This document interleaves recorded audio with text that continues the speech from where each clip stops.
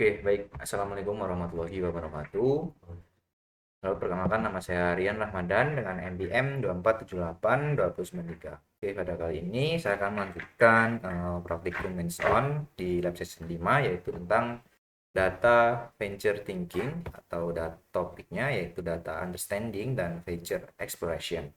Oke, jadi untuk capaian pembelajaran di sini memahami struktur dan representasi dataset nyata dan melakukan pre-processing sederhana pada data dan mengidentifikasi fitur yang relevan terhadap suatu permasalahan dan menemukan pola dan hubungan antara variabel dalam data dan yang terakhir menjelaskan terbatasan pendekatan berbasis aturan rule base. Oke, di sini untuk perangkat dan bahan dan di sini pada lesson ini diminta untuk menggunakan Python version 3 dan Google Colab dan library Pandas dan NumPy. Dan untuk datasetnya bisa kita akses di Almond Clean. Oke, untuk dari praktikum ya. Jadi untuk tujuan praktikum kali ini adalah untuk memahami bagaimana data transaksi dapat digunakan untuk menemukan pola khusus dalam kasus pembatalan pesanan tanpa menggunakan algoritma mesin learning maksudnya. Dan artinya seluruh analisis yang dilakukan benar-benar berbasis pada data, bukan model sehingga kita dituntut untuk memahami hubungan antara variabel secara langsung dari data yang tersedia. Oke, langsung saja ke langkah-langkah praktiknya. Nah, untuk kodenya saya di sini sudah siapkan dan beserta outputnya ya. Oke, saya menggunakan dataset Almond Clean CSV. Oke, di sini yang pertama pada langkah yang pertama data understanding. Oke, di sini juga ada panduan untuk hands-on-nya, menjelaskan dan juga pertanyaan analitik. Oke. Oke, step yang pertama kita masuk ke data understanding dulu ya. Ada berapa topik di sini? Ada 1, 2, 3, 4, 5, 6, 7, 8. 8 ya, berserta refleksinya. Oke, mungkin kita langsung saja membahas tentang kode atau menjelaskan tentang kodenya ya, yang di sini saya buat. Oke, sebentar. Oke, untuk penjelasan kodenya, jadi pada bagian understanding ini, saya itu menggunakan library Pandas ya untuk membaca dataset dan fungsi digunakan pada fungsinya PD read CSV ya, read CSV dan di sini saya menambahkan parameter SEP ya, ini dia parameter SEP. Jadi hal ini dilakukan karena dataset yang digunakan tidak menggunakan koma sebagai pemisah, tetapi menggunakan titik koma, sehingga perlu disesuaikan agar dapat terbaca dengan lebih benar. Oke, jadi setelah dataset ini berhasil dibaca, yaitu saya menampilkan beberapa informasi penting untuk memahami data, yaitu di sini untuk outputnya ada 5 baris pertama dan jumlah baris kolom dan nama kolom dan tipe data serta pembagian fitur-fitur menjadi numerik dan kategorikal. Oke, untuk outputnya di sini 5 baris pertama yaitu saya menampilkan 5 baris pertama ya. Ini dihitung dari 0 tapi ya 1 2 3 4 5. Jadi setiap baris mempresentasikan satu transaksi pesanan pesanan pelanggan ya ini. Oke. Pesanan pelanggan. Selanjutnya di dalam ini jadi setiap baris terdapat beberapa informasi penting seperti yang pertama di sini ada jumlah produk, berat produk dan total pembayarannya ya, dan mode status pembayaran dan serta status pesanannya ya. Oke, jadi selain itu terdapat juga informasi tambahan seperti kita coba sih ya di sini lokasinya ya. Eh, lokasi pelanggan dan waktu pesanan. Jika ini Jika ini kita perhatikan, sebagian besar data pada bagian awal memiliki status selesai ya, jadi status yang selesai, tetapi terdapat juga beberapa data yang statusnya batal. Jadi hal ini menunjukkan bahwa dataset ini memang mengandung variasi data yang dapat digunakan untuk menganalisis pembatalan pesanan. Oke, di sini juga di save data ya. Oke, kita lanjut di save data. Selanjutnya, di sini saya melihat ukuran dataset menggunakan DFSAVE ya. DFSAVE ini dia, DFSAVE. Jadi dari hasil tersebut bisa kita lihat ya. Di sini memiliki sekitar 20.848 baris dan 19 kolom ya. Jadi yang artinya terdapat lebih dari 20.848 transaksi dan 19 variabel yang menjelaskan setiap transaksi tersebut. Jadi untuk jumlah data yang cukup besar ini sangat penting karena semakin banyak data, maka pola yang dihasilkan akan semakin representatif dan tidak mudah dipengaruhi oleh data yang ekstrim. Oke. Sini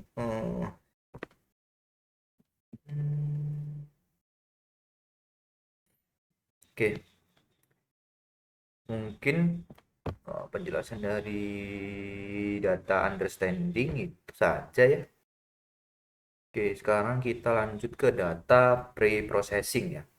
Oke, setelah memahami dataset pada tahap sebelumnya, selanjutnya kita akan masuk ke tahap kedua, yaitu data pre-processing. Jadi pada tahap ini tujuan utama adalah menyajikan data agar lebih mudah dianalisis dengan cara membuat fitur-fitur baru dari data yang sudah ada. Oke, bisa kita lihat di sini pertama saya membuat salinan data menggunakan DF copy, dan hal ini dilakukan agar data asli tetap aman dan tidak berubah, sehingga semua proses dilakukan pada data hasil salinan. Dan untuk fitur yang pertama ya, untuk fitur yang pertama jadi ada is cancel ya. Jadi is cancel. Selanjutnya baru yaitu is cancel. Fitur ini dibuat kolom status di kolom status pesanan ya. Ya, kolom status pesanan. Jadi jika statusnya batal, maka diberikan nilai 1 ya. Sedangkan jika tidak, maka diberikan nilai 0. Nah, tujuannya adalah mengubah data kategorikal menjadi bentuk numerik sehingga lebih mudah untuk dianalisis. Oke. Dan di sini yang kedua juga ada fitur COD. Kemudian membuat fitur COD ini dengan is COD ya. Jadi untuk fitur ini digunakan untuk menandai apakah metode pembayaran menggunakan COD atau tidak. Dan jika terdapat kata COD pada metode pembayaran, maka nilainya 1 dan tidak. Dan jika tidak, maka nilainya 0 ya. Nih.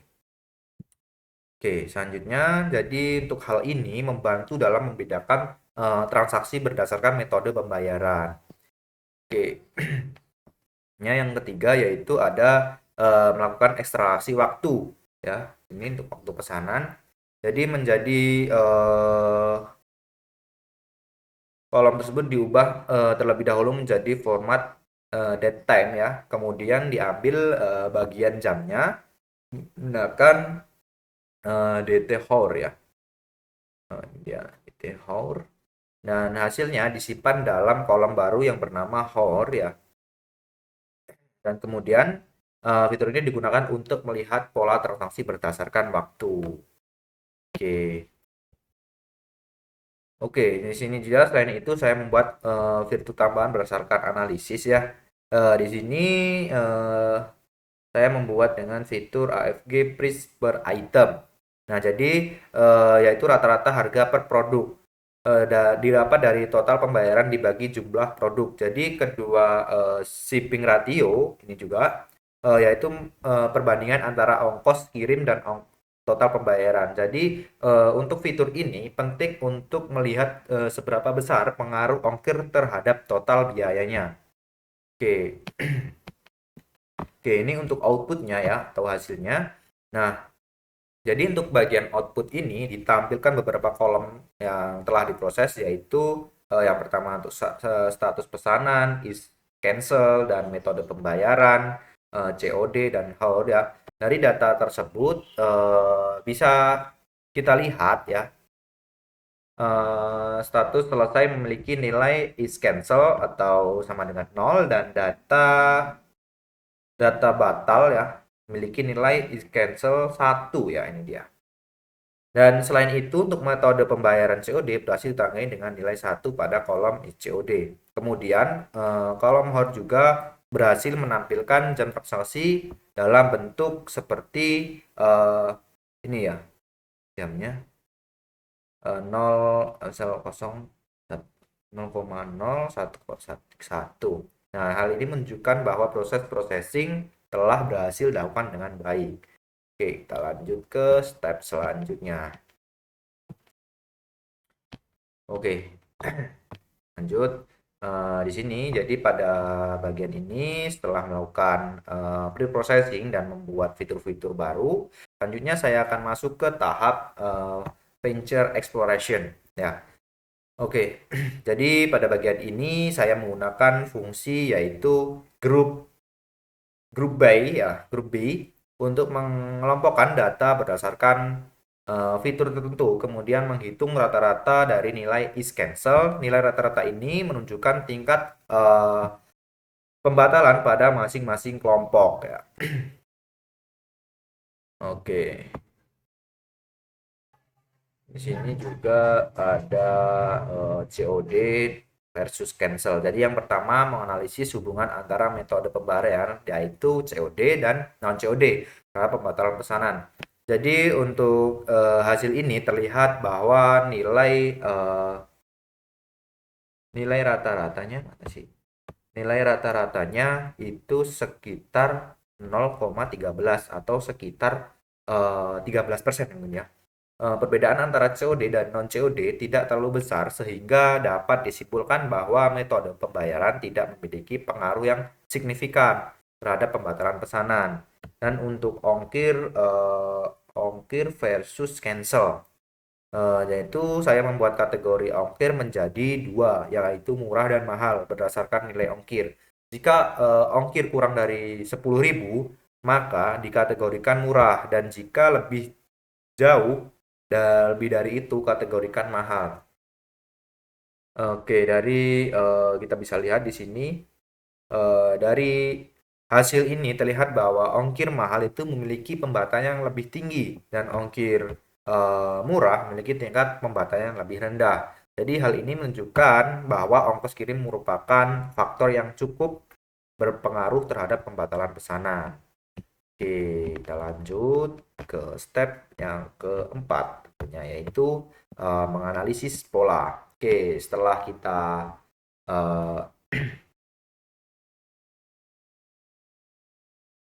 setelah kita melihat hubungan antara fitur pada tahap sebelumnya, selanjutnya saya akan masuk ke tahap analisis pola. Jadi bisa kita lihat di sini pada tahap ini nilai pembatalan diubah ke dalam bentuk persentase agar lebih mudah dipahami dan dibandingkan.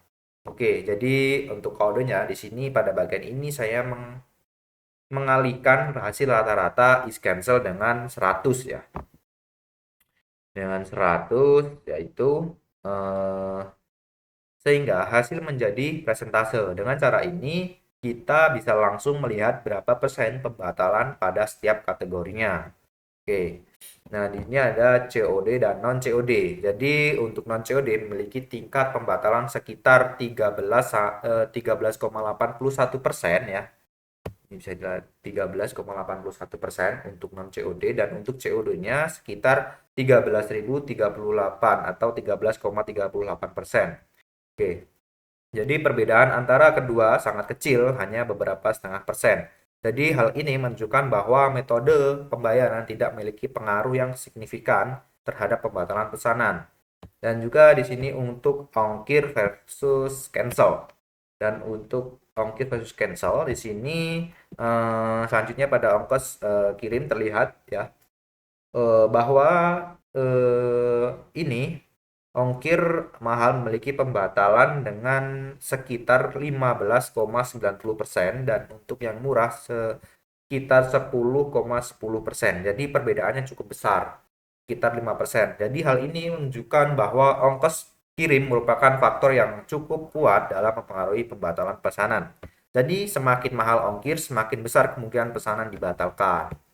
Oke, kita lanjut lagi ke step selanjutnya, yaitu step kelima ya, yaitu segmentasi data. Setelah kita melihat pola pembatalan berdasarkan masing-masing fitur, selanjutnya di sini kita masuk ke tahap segmentasi data. Oke, jadi pada tahap ini kita tidak hanya melihat satu fitur ya saja, tetapi menggabungkan beberapa fitur sekaligus untuk melihat kombinasi yang paling beresiko. Oke, kita bisa lihat di sini untuk kodenya. Pada bagian ini kita menggunakan fungsi group by dengan dua kolom, yaitu ICOD dan untuk metode pembayaran dan ongkir grup untuk kategori ongkos kirimnya. Oke, kemudian saya menghitung rata-rata itu dengan is cancel dan mengalihkan dengan 100 ya. Untuk mendapatkan presentasi pembatalan, hasilnya kemudian diubah ke dalam bentuk tabel agar lebih mudah dibaca. Oke, di sini untuk penjelasan tabelnya ya. Dari hasil segmentasi ini terlihat bahwa non COD dengan ongkir mahal memiliki tingkat pembatalan sekitar 16,12% dan non COD dengan ongkir murah memiliki sekitar 10,40% dan COD dengan ongkir mahal memiliki 15,73% dan untuk COD dengan ongkir murah sekitar 9,86%. Jadi jika dibandingkan terlihat bahwa untuk kelompok dengan pembatalan tertinggi adalah non COD dan non COD plus ongkirnya mahal. Dan sedangkan yang terendah adalah COD plus ongkir ya, bisa dilihat ini. Oke, terus ongkir murah ya ini yang paling rendah. Oke, jadi dari hasil yang dapat disimpulkan bahwa faktor ongkos kirim memiliki pengaruh yang lebih besar dibanding metode pembayaran, baik COD maupun non-COD. Jika ongkir mahal, maka tingkat pembatalan tetap tinggi. Sebaliknya, jika ongkir murah, maka pembatalan cenderung lebih rendah. Nah, yang artinya pelanggan itu lebih sensitif terhadap biaya pengiriman dibandingkan metode pembayaran. Oke, kita lanjut ke step yang keenam.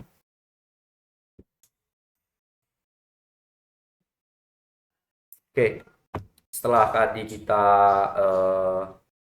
mengetahui pola segmentasi data, selanjutnya kita akan masuk ke tahap terakhir, yaitu analisis konflik ya.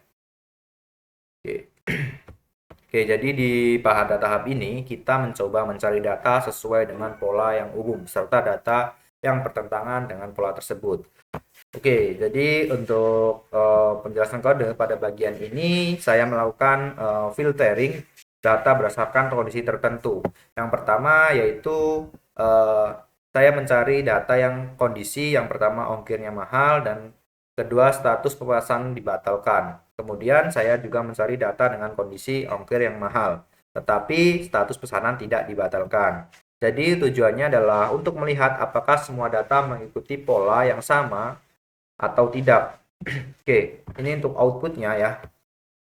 Oke, jadi pada output yang pertama yaitu ditampilkan satu data sesuai dengan pola umum. Terlihat bahwa yang pertama ongkir termasuk kategori mahal dan status pesanan adalah batal. Dan dengan nilai is cancel 1, jadi hal ini sesuai dengan hasil analisis sebelumnya, di mana ongkir mahal cenderung meningkat kemungkinan pembatalan pesanan. Oke, yang kedua yaitu pada output yang kedua ditampilkan data yang bertentangan dengan pola. Terlihat di sini untuk ongkirnya juga termasuk mahal ya, tetapi status pesanan adalah selesai. Dengan nilai is cancel sama dengan 0, hal ini menunjukkan bahwa tidak semua data mengikuti pola yang sama. Oke, Jadi untuk perbedaan ini dapat terjadi karena kemungkinan seperti pelanggan tetap membutuhkan produk tersebut, yang kedua adanya kebutuhan mendesak, yang ketiga ada faktor preferensi pelanggan atau adanya faktor lain tidak tercatat dalam data seperti promo atau diskon lainnya. Oke, jadi meskipun ongkir itu mahal, cenderung meningkat pembatalan, tetapi keputusan pelanggan tetap dipengaruhi oleh banyak faktor.